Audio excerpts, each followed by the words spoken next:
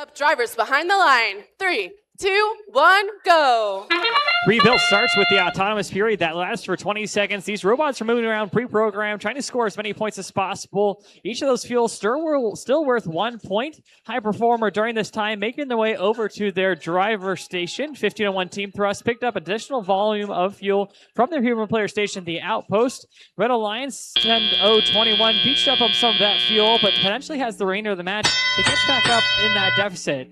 About 27 points distinguishes these two teams, which means the Red Alliance will get that first alliance shift since they performed just a little bit less than the Blue Alliance during the autonomous time period. The remainder two missions all tally operated. Human players have picked up the controllers and driving the robots that their team built this season.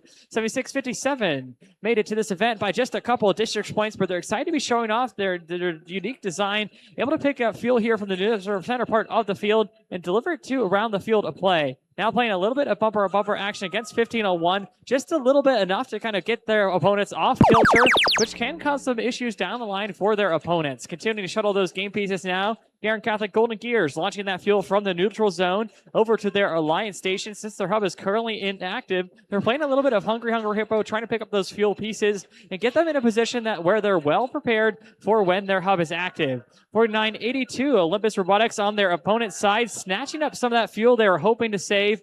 Now delivering it to their alliance partners, hoping to save it for a rainy day when their hub is active. Red Alliance hub now active once more. They're able to score a couple of those game pieces right off the bat. Garen Catholic Golden Gears attempting to pick up that fuel, receiving some defense, but able to shuttle some of that into their hub and push some into their human player station. Each of those yellow spheres, known as fuel, worth 1 point regardless of how it's scored, but that hub does have to be active.